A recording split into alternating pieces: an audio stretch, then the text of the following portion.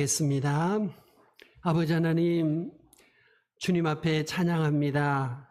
이 시간 우리 모두를 주님의 사랑으로 감싸 주시옵소서.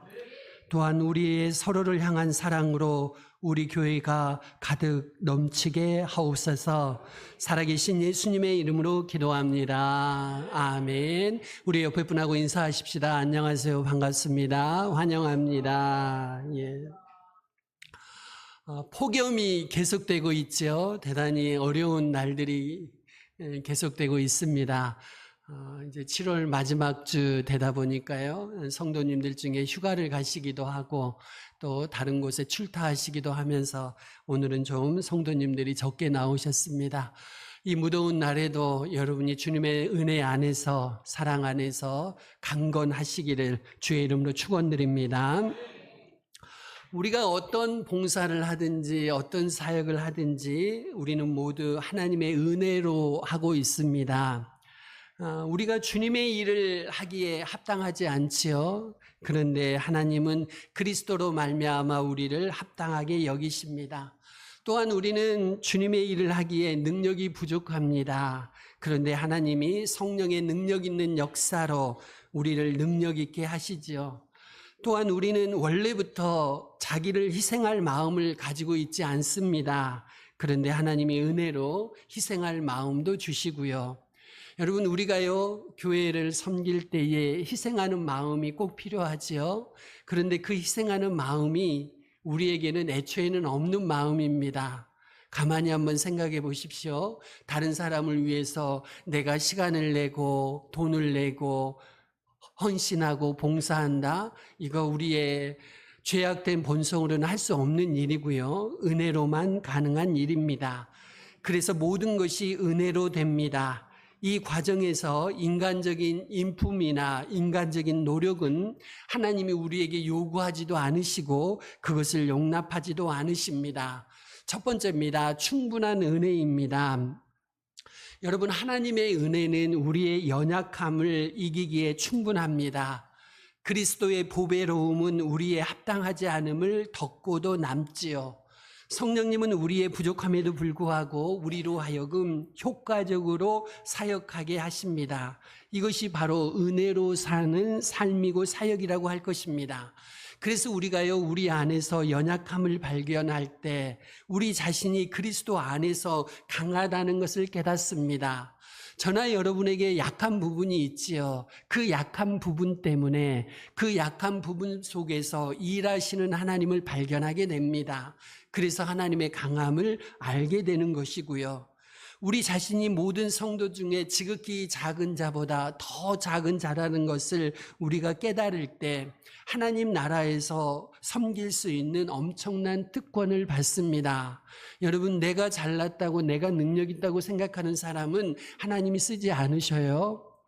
우리는 못났습니다. 나는 능력이 없습니다. 자격이 없습니다라고 주님 앞에서 진심으로 인정할 때 하나님을 섬길 수 있는 큰 특권을 주십니다. 우리가 부족한 능력 때문에 내 스스로 절망할 때 우리 성령님은 우리에게 능력을 주시지요. 이것을 깨달으며 우리는 놀라워하게 되고 고개를 끄덕이면서 이사야처럼 고백하게 됩니다. 이사야 26장 12절은 이렇게 말씀합니다. 같이 읽습니다. 시작. 여호와여, 주께서 우리를 위하여 주께서 우리의 모든 일도 우리를 위하여 이루심이니이다. 아멘. 우리는 우리 일 우리가 한다고 생각하지요? 그런데 이사야서 말씀 보니까요, 주께서 우리의 모든 일도 우리를 위하여 이루심이니이다. 주님이 이루신다는 것입니다요. 우리의 연약함과 하나님의 능력이 얼마나 대조적인지 오늘 본문 이사야서에 잘 나와 있습니다. 이 구절은 압제받고 있는, 억압받고 있는 이스라엘 백성들을 하나님이 위로하는 메시지 가운데 들어있는 부분인데요. 하나님이 이스라엘 백성을 뭐라고 부르시지요? 처음에 버러지 같은 너 야곱아라고 부르십니다. 여러분, 버러지 뭐예요? 벌레지요. 벌레. 개역 성경, 우리가 전에 보았던 개역 성경은 이 부분을 뭐라고 번역해 놓았을까요? 지렁이 같은 너 야곱아. 기억나실 겁니다. 벌레, 지렁이라는 호칭은 하나님이 우리를 무시해서 쓰시는 용어가 아닙니다. 그들의 연약함과 무능력함에 주의를 환기시키기 위해서 사용하신 단어입니다.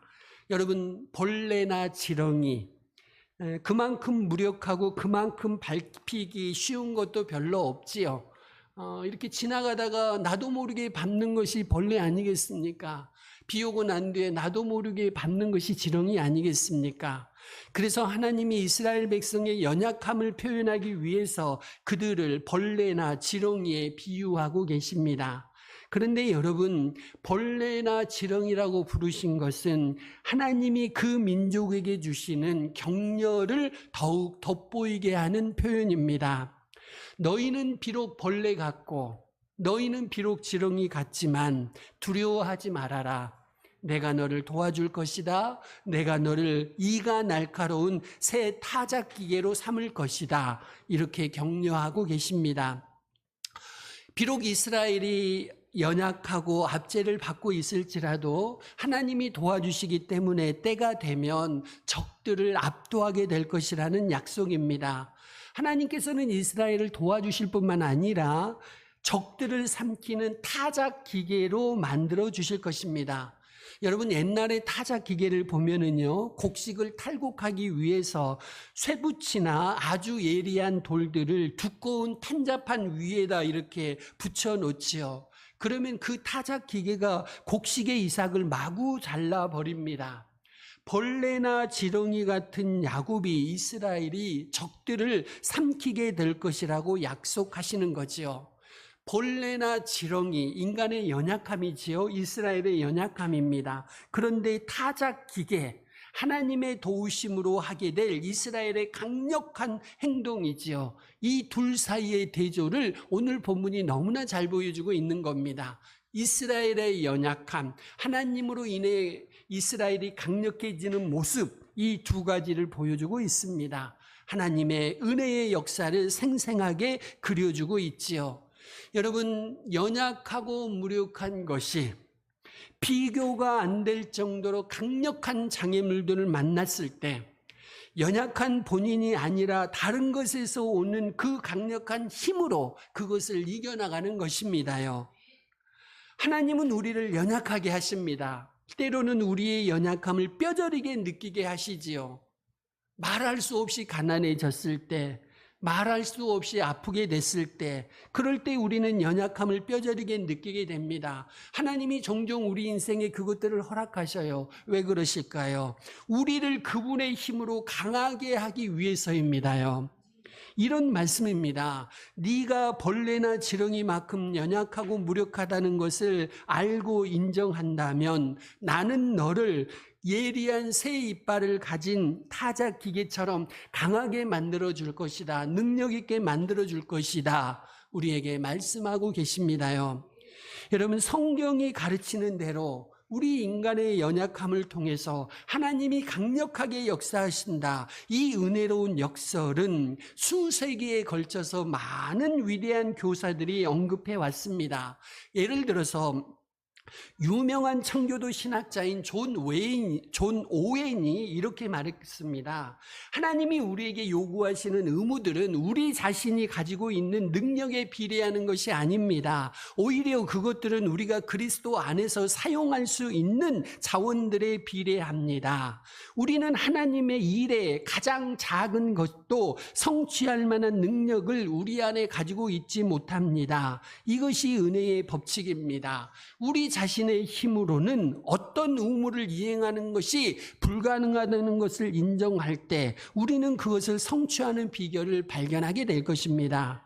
그런데 예석하게도 이것은 우리가 흔히 발견하지 못하고 마는 비결입니다. 하나님이 성경에서 우리에게 하라고 하신 것들, 그 어느 것 하나도 우리 스스로의 힘으로는 그것을 할 수 없습니다요. 늘 절망하지 않으신가요? 말씀 앞에 부끄럽지 않으신가요? 왜 그런가요? 우리 스스로 노력했다가 늘 실패하거든요. 안 됩니다. 우리 노력으로 안 됩니다요. 하나님의 은혜로만 가능해집니다요. 하나님이 주신 능력으로만 그것들을 실천할 수 있거든요. 두 번째입니다. 헌신을 위한 은혜입니다.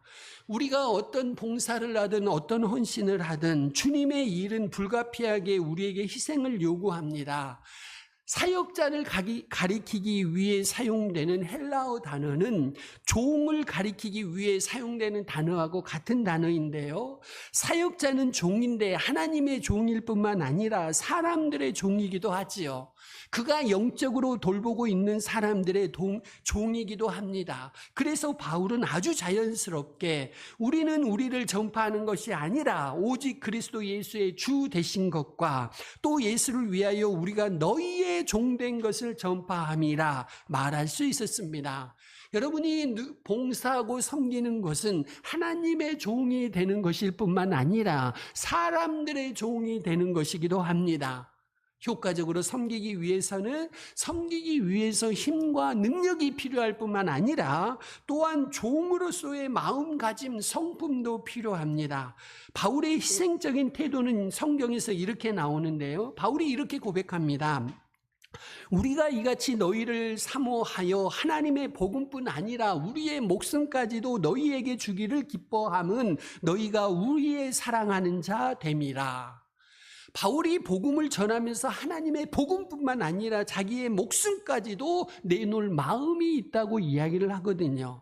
바울은 자기가 전한 복음을 받은 사람들에게 자기를 아낌없이 주었습니다. 시간과 에너지를 아낌없이 주었지요. 그럴 뿐만 아니라 바울은 또한 여러 사람에게 여러 모양이 됐습니다. 무슨 말이냐면 사람들을 그리스도께로 이끌기 위해서 기꺼이 자신을 그들에게 맞추었던 것이지요. 여러분, 사역은 언제나 희생적인 태도를 요구합니다.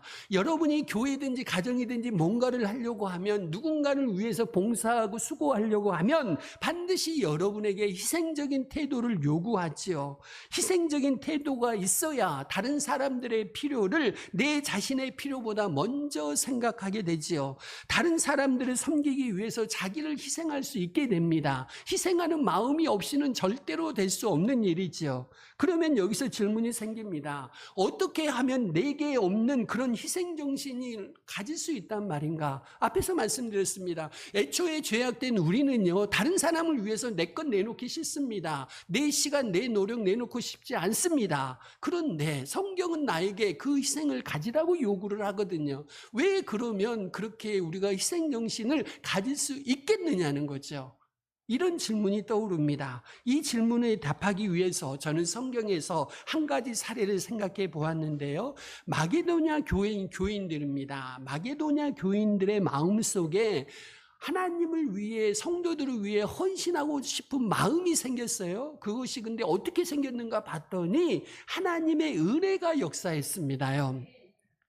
고린도 후서 8장과 9장을 보시면 그리스도의 헌금과 헌신에 대해서 아주 중요한 가르침을 우리에게 보여주고 있는데요. 거기에서 바울은 고린도 후서에서 예루살렘 성도들을 위해서 헌금을 하도록 고린도 교인들에게 이렇게 도전하고 있었습니다. 그 당시에 예루살렘에 큰 궁핍이 있어서 그리스도인들, 그러니까 예루살렘에 살고 있는 성도들의 너무나 힘든 생활을 하고 있어서 그들의 경제적인 필요를 채우기 위해서 헌금을 넘치게 하도록 고린도 교회 성도들에게 도전하고 싶었습니다. 이를 위해서 바울은요, 고린도 교회 성도들에게 헌금을 하라고 도전하기 위해서 그가 언급한 것은 마게도냐 교인들이었습니다. 마게도냐 교인들이 정말 후하게 들었다, 예물을 드렸다고 예를 들고 있거든요. 여러분, 마게도냐 교인들이 넘치도록 헌금을 했습니다. 이것은 주목할 만한 일인데요. 왜냐하면 그 마게도냐 교인들이 잘 살아서가 아니었습니다. 풍부해서 헌금을 한 것이 아니었고 가난한 가운데서 헌금을 했다고 성경은 기록하고 있습니다. 그들은요, 어떻게 보면 자기들이야말로 다른 사람들로부터 경제적인 도움을 받아야 한다고 생각할 수도 있었습니다요. 그런데요, 그런 그렇게 가난한 마게도냐 사람들이 헌금을 하는데 자신들의 능력을 따라서 한 것이 아니고 자신들의 능력을 초월해서 그리고 자신들의 필요에는 전혀 개의치 않고 아낌없이 드렸거든요. 바울이 예루살렘의 가난한 성도들을 위해서 기부금을 모으고 있었거든요. 그때 마게도냐 사람들이 그 일에 우리도 참여할 수 있도록 특권을 주시오 바울에게 간청했습니다. 그리고 이 모든 것은 그들이 본 적도 없고 만난 적도 없는 사람들을 위해서 했어요. 마게도냐 사람들이 예루살렘에 있는 성도들을 알기를 하겠습니까? 만나기를 했겠습니까? 보기를 했겠습니까? 전혀 그런 관계가 없습니다. 그러면 그들이 넘치게 드릴 수 있었던 비결은 과연 무엇일까요? 마게도냐 사람들이 착해서 그랬을까요? 아니면 다른 사람들보다 원래 다른 사람들에게 좀 후하게 내주는 성향이 있었기 때문이었을까요? 그렇게 믿을 만한 근거는 성경에서 전혀 발견할 수가 없습니다. 그리고 사람들은 대개 다른 사람들을 돕는 일에 후하지 않지요. 그냥 남는 거 주고 싶지 않습니까요? 더군다나 그 사람 내가 모르는 사람이라면 인색해지기가 쉽습니다. 그런 상황에서 바울은 마게도냐 교인들이 넘치게 드리게 된 비결을 하나님의 은혜라고 설명하고 있습니다요. 고린도후서 8장 1절 한번 보실까요? 같이 한번 읽습니다. 시작. 형제들아, 하나님께서 마게도냐 교회들에게 주신 은혜를 우리가 너희에게 알리노니. 아멘. 하나님이 마게도냐 교회들에게 주신 은혜입니다. 그 은혜 때문에 가난한 중에도 넘치도록 헌금할 수가 있었던 거죠. 만난 적도 없고 알지도 못하고 본 적도 없는 사람들을 위해서 넘치도록 헌금을 한다. 이것은 하나님의 은혜 아니면 이루어질 수 없는 일이었습니다. 바울은 믿는 자들의 삶 가운데서 일어나는 성령의 역사를 설명하기 위해서 은혜라는 단어를 사용하고 있습니다. 여기서 은혜는 하나님의 과분한 은총이 아니고 그러한 은총의 구체적인 표현으로서 성령의 역사입니다. 그러므로 마게도냐 교인들이 그렇게 후한 마음을 가졌던 것은 성령을 통해서 그들 가운데 역사하는 하나님의 은혜 때문이었지 그들의 성품이 더 훌륭했기 때문은 전혀 아니었습니다. 하나님은 그들이 후함지 않은 원래 너그럽지 않은 인간의 본성에 의존하도록 내버려두지 않으셨어요. 성령의 능력으로 그들의 마음속에 개입하셔서 아주 후한 마음을 마음속에 창조해 주신 것이었습니다. 저희가 케냐의 교회를 이렇게 세워가고 있습니다만은, 교회 건물을 세워가고 있습니다만은, 2번에 걸쳐서는 개인이 헌금을 해서 그 교회들을 세웠습니다요. 여러분, 결코 작은 돈 아닙니다. 몇백만 원, 몇십만 원 아닙니다. 1,000만 원이 넘는 엄청난 돈을 그곳에 교회를 세우기 위해 내놓았습니다. 여러분, 이거 맑은 정신에 할 수 있겠습니까요? 여러분이라면 그렇게 내놓을 수 있겠습니까요? 제가 여러분을 무시해서가 아니고 하나님의 은혜가 아니면 그런 마음이 우리 안에 안 생기는 겁니다요. 돈이 있어서도 안 생깁니다. 은행에 돈이 넘쳐나도 그 금액을 보내고 싶은 마음이 안 생긴다니까요. 하나님의 은혜가 아니면. 그분들하고 이렇게 교제를 해보면은요, 그분들이 그렇게 내놓을 수밖에 없도록 헌금하도록 그들의 마음속에 하나님이 강력한 도전을 주시는 거죠. 하고 싶어서 한 게 아니고 하나님이 그들의 마음속에 하고 싶은 마음을 창조해 주시는 거죠. 그러면서 늘 부탁합니다. 제 이름은 누구에게도 알리지 마십시오. 목사님하고 사모님만 알고 계십시오. 이야기를 늘 부탁을 하지요. 하나님의 은혜로만 그들이 그렇게 할 수가 있었던 것입니다요. 여기서 한 가지 질문이 생깁니다. 마게도냐 성도들에게는 하나님이 그런 너그러운 마음을 창조하셨는데 성경을 보니까 고린도 교회 성도들의 마음에는 그렇게 하지 않으셨어요. 하나님은 왜 고린도 교회 교인들의 마음속에는 너그러운 마음을 창조하지 않으셨을까? 그 의문이 떠오를 수가 있습니다.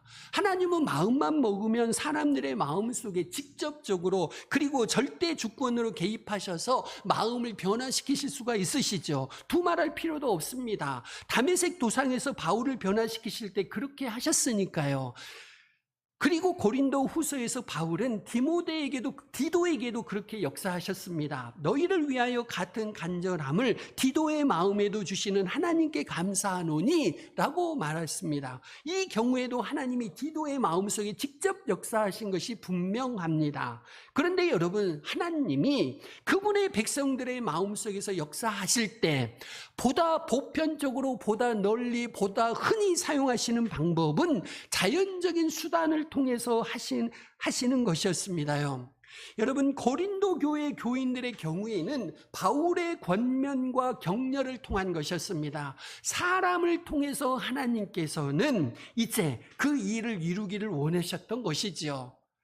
로마서 15장을 보니까요, 고린도 교회 성도들이 바울의 권면에 긍정적인 반응을 보였습니다. 이렇게 말씀합니다. 이는 마게도냐와 아가야 사람들이 예루살렘 성도 중 가난한 자들을 위하여 기쁘게 얼마를 연보하였습니다. 여기서 아가야 사람들은 고린도 교인들을 가리키고 있습니다. 다시 원래 질문으로 돌아갑니다. 우리가 어떻게 하면 하나님을 섬기는데, 다른 사람들을 섬기는데 필요한 희생정신을 가질 수 있을까요? 그 대답은 하나님의 은혜에 의해서입니다.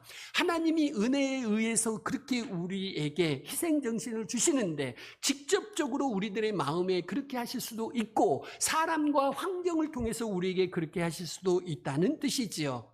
하나님의 은혜는 우리로 하여금 자신을 드리는데 후회지도록, 너그러워지도록 할 수 있습니다. 결국 이것이 희생정신의 구체적인 표현이지요. 바울이 디모데에게 그리스도 예수 안에 있는 은혜 가운데 강하라고 권면했습니다. 고린도후서 8장과 9장에서는 바울이 고린도 교회 성도들에게 그리스도 예수 안에 있는 은혜 가운데 넘치게 드려라 권면했습니다. 그렇다면 오늘 우리에게는 어떻게 권면하실까요? 그리스도 예수 안에 있는 은혜 가운데 희생하고 섬겨라 권면하고 있습니다. 교회에 오면 여러분 희생하고 헌신하는 거 많이 듣게 됩니다. 그런데 여러분 자신의 의지와 노력으로 그렇게 하라는 이야기는 결코 아닙니다. 은혜 가운데 하실 수 있으시기를 바랍니다. 은혜 가운데 하셔야 오래 하실 수 있고 지속해서 할 수 있고 강력하게 하실 수 있습니다요. 여러분의 자신의 힘과 노력으로는 얼마 못합니다. 얼마 못 갑니다. 그냥 쓰러지고 하기 싫어지면 안 하실 것입니다요. 그런데 하나님의 은혜가 여러분에게 봉사하고 헌신하게 하신다면 계속해서 여러분들이 강력하게 사역해 나가실 수가 있습니다. 바울이 우리에게 이렇게 권면하는 이유는 하나님의 은혜야말로 충분할 뿐만 아니라 효과적이어서 그렇습니다. 하나님의 은혜야말로 우리를 희생하게 할 수 있고 헌신하게도 할 수 있습니다. 그리스도의 몸 안에서 하나님이 우리에게 허락해 주신 모든 일이 어떤 일이든지 그분의 은혜로 할 수 있습니다요. 저와 여러분이 하나님의 은혜로 헌신할 수 있으시기를 바랍니다. 세 번째입니다. 은혜의 보상입니다. 말씀드린 대로 하나님의 은혜는 우리의 인품이나 우리의 능력과는 거리가 멉니다. 이것을 거듭 강조하다 보면 은혜와 보상의 관계에 대해서 의문이 생깁니다. 하나님은요, 보상을 약속하셨지요. 충성된 종들에게 상을 주시겠다고 약속하셨습니다. 바울 자신도 우리는 그리스도의 심판대 앞에 서서 우리의 행한 것에 따라서 받게 된다고 가르쳤으니까요. 그런데 가만히 생각해 보니까 우리가 하고 있는 모든 노력과 수고가 하나님의 은혜의 결과라고 했습니다. 그렇다면 도대체 충성스러운 봉사가 무슨 의미가 있겠느냐 하는 것입니다요. 충성스러운 봉사가 무슨 의미가 있겠느냐는 거지요. 우리의 봉사가 하나님의 은혜로 되신 것이라면 우리가 상을 받을 만하냐는 이야기입니다요.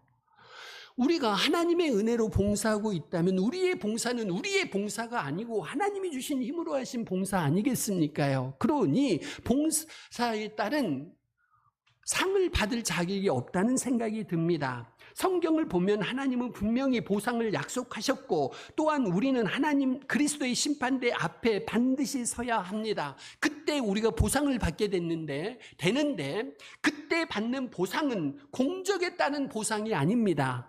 우리가 얼만큼 했느냐에 따른 보상이 아니고 은혜의 보상입니다요. 우리가 아무리 열심히 일하고 아무리 희생적으로 봉사를 해도 하나님이 우리에게 상을 주시라고 하나님께 의무를 지어드릴 자격이 우리에게는 없다는 말씀입니다. 바울이 이것에 대해서 로마서 11장 35절에서 이렇게 말씀합니다. 같이 읽습니다. 시작. 누가 주께 먼저 드려서 갚으심을 받겠느냐. 여러분, 만약 하나님께 대한 우리의 모든 봉사가 그분의 과분한 은총 때문에 가능했고 성령의 능력 때문에 효과적이 되었다면 우리가 먼저 그분으로부터 받지 않고 그분께 드리는 것은 하나도 없습니다요. 우리는 모두 먼저 그분으로부터 받은 것을 그분께 드릴 뿐입니다. 청교도인 사무엘 볼턴이 이렇게 말했습니다. 하나님께서 주시지 않은 것으로 인간이 드린 것이 있다고 한다면 그것은 은혜의 본질을 부인하는 것이며 은혜에 의한 것을 행위에 의한 것으로 만든 것입니다. 여러분, 우리가 하나님께 드린 모든 것은 하나님이 먼저 우리에게 주신 것입니다요.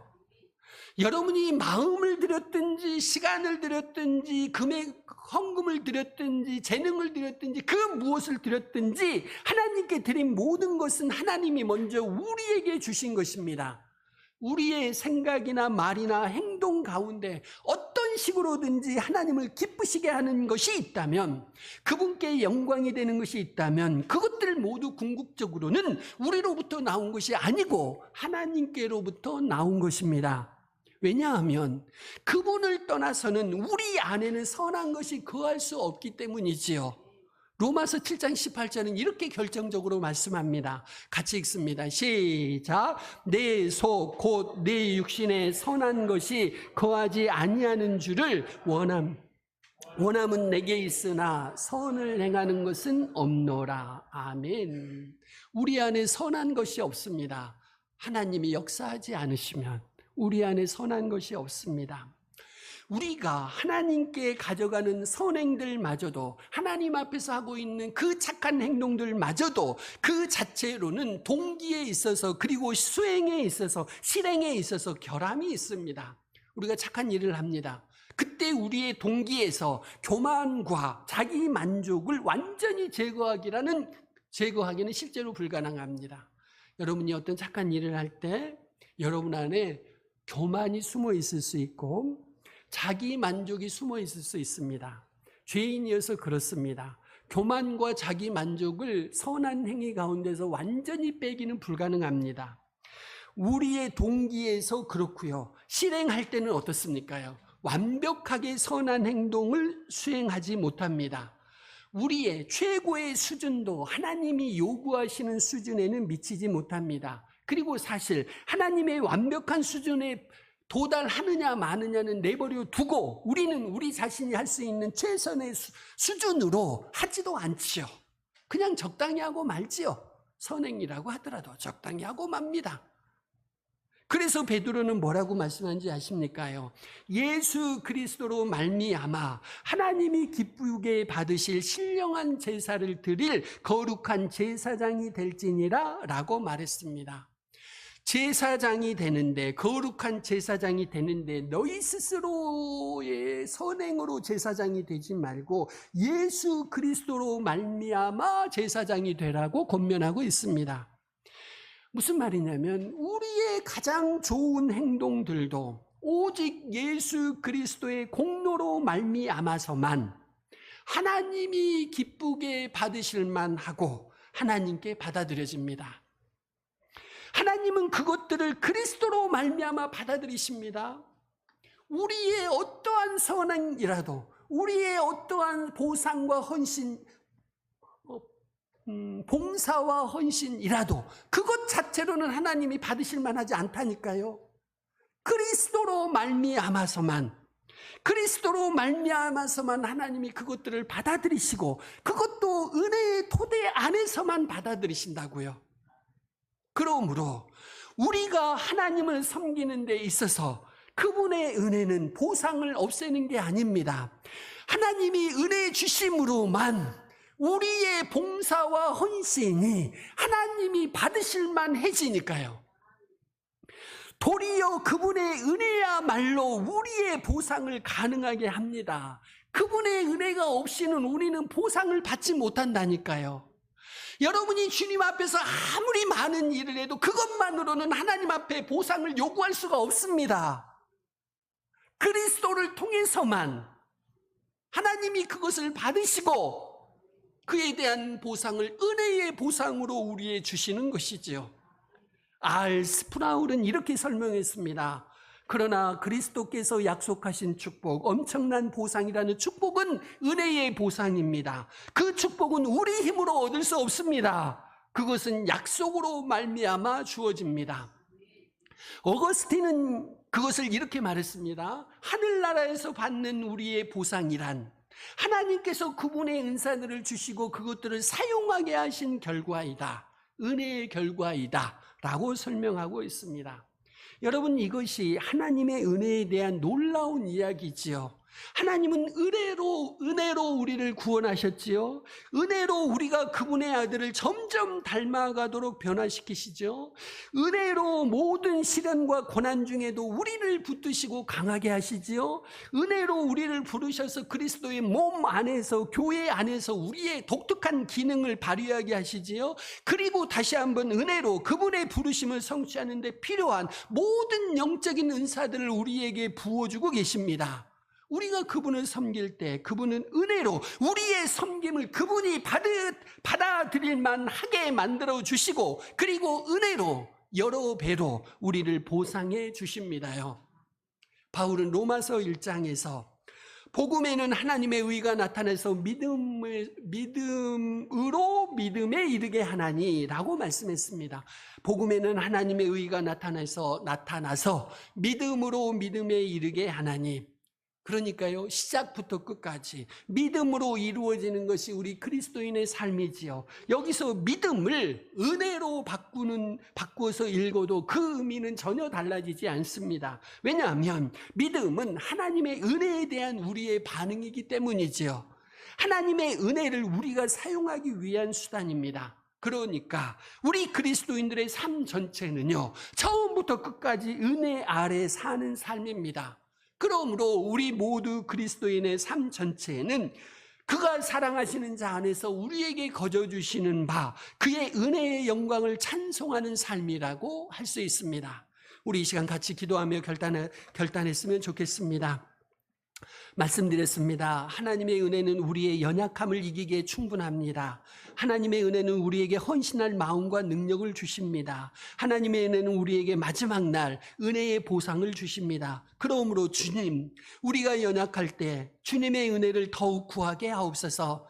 우리가 봉사할 때 주님의 은혜를 부으사 헌신한 마음과 능력을 주옵소서. 우리가 마지막 날 주님 앞에 섰을 때 주님의 은혜로 보상을 받게 하옵소서. 상을 주옵소서. 우리 같이 기도하시겠습니다.